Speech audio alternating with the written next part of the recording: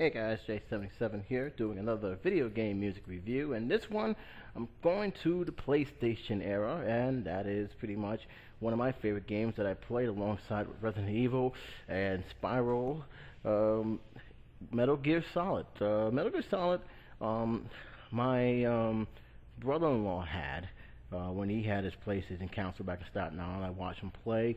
I was intrigued by this game. I was intrigued by the story in this game, and I bought the game when I had my PlayStation and immediately played it. At first, I had a lot of tough times getting through a lot of boards. There were some puzzles I didn't quite get until I realized how to solve those puzzles. So it was really much a challenge to me. But what really caught my attention, besides the gameplay, of course, and the story, of course, was the music. Now, I'm going to let you in a little secret. I didn't care for the Metal Gear theme all too much, and the reason why is it really wasn't no theme in the very beginning.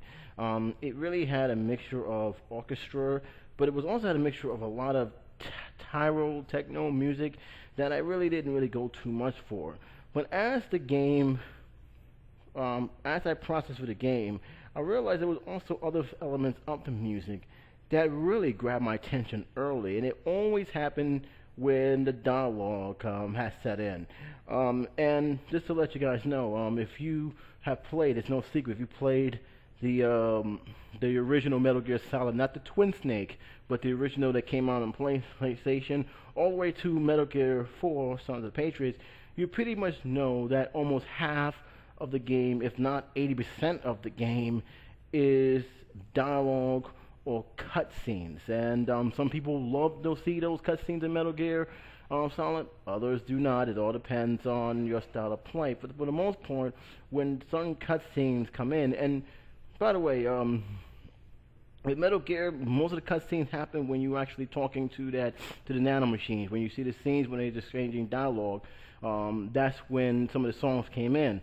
And one song that caught my attention, and it really caught my attention, I got this for my MP3 player because it's such a good song, is the last song that's played at the ending. It's one of the best ending theme songs in a video game, in my opinion. And that was a Japanese song. I believe they call it, I don't want to say the wrong name, but this is called the ending theme song because I don't want to say the wrong name. I know there's an actual title to it, but in all, it's one of the best theme songs I have ever heard. And you hear the beginning of the theme song in the beginning of when you start playing Metal Gear, but you really hear the whole entire song. It's actually a very long song. I believe it's like 6 minutes long.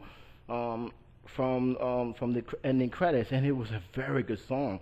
I was amazed, and that one song had me hunting for the soundtrack, which, by the way, was almost impossible to get at the time, because remember, we didn't have the iPods, the MP3, we had CDs, and the only way you can get the CDs if you had the video game catalog, which actually had the list of CDs, but all of them was imported, and God knows how many discs that was. Luckily, we're in the year of iPods, we're in the year of MP3s, we're in the year of downloads, and I was able to get it for a small fee. It was worth it into my computer, and I got it ever since, and I love the song, along with some other themes that actually happened. The alert, when you get caught, I got that. I got pretty much the epic ending scene when you're facing Metal Gear itself. Those are the themes that I actually have pretty much grown to respect a lot more. Now, they did some changes with the Twin Snake, and although the changes are good, I always go back to the original theme of Metal Gear Solid. And just to keep you reminded, Twin Snake, Metal Gear for GameCube, and Metal Gear Solid are pretty much the same game. It's just Twin Snake uses elements from Metal Gear Solid 2, Sons of Liberties, and place it with the Twin Snake version that was the GameCube version, to make the game more advanced. But it's the same game, same story. They just changed a little bit around how the reenactments of the cutscenes are going. But in any case, I loved it. I enjoyed it. It was fun and entertaining. And that's the thing that I actually really caught with Metal Gear. And to be very fair, they went further when they had a more orchestrated theme in Metal Gear Solid 2: Sons of Liberty. Pretty much, it really went a step forward um, once they actually have implicated that. And I will talk about that because I got an interesting history with the theme. Because my feeling for the theme for Metal Gear Solid 2 is a little bit different than the first one. But the first one, really, the ending theme was sold me on trying to get the soundtrack.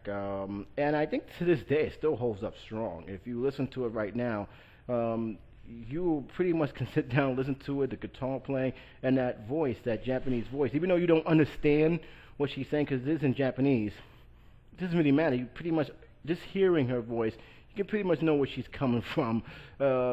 Along with the music, it's not hard, it's not soft, it's just perfect. It's the perfect ending for a very, very good game. So if you ever got a chance to check it out, look forward to it. I'm pretty sure someone out there has it in YouTube. Check it out. It's a great, great song. Just type in ending theme from Metal Gear Solid. You'll find it. Listen to it. You'll understand what I'm saying. If you guys have heard of this theme and listened to the theme, and you like the theme or even didn't like the theme, let me know in the comment section, because this is one of the themes that I actually consider to be one of the best ending themes in a video game. And there ain't that many ending themes in a video game that can have that much impact. This one did. So that's all I got to say about that. As for the game itself, what else can I say? It was one of the games that changed the way gaming was. This was one that, along with Resident Evil, put a lot more emphasis in storytelling than just gameplay. And some people enjoy it. They love that kind of experience. Other people don't. It's really your taste on how you view games. But to me, this one really sold me into role-playing games a lot more than all the games I played in my years. Because this one had a story. I was engaged in the story. I wanted to listen to the story and then play the game afterwards. That's how good the story was. So, perfect 10 in my opinion. But you guys may disagree. I'd like to hear your comments below. Let me know what you feel about it. Until then, this is Jason7 saying take care, be safe, and I'll talk to you soon.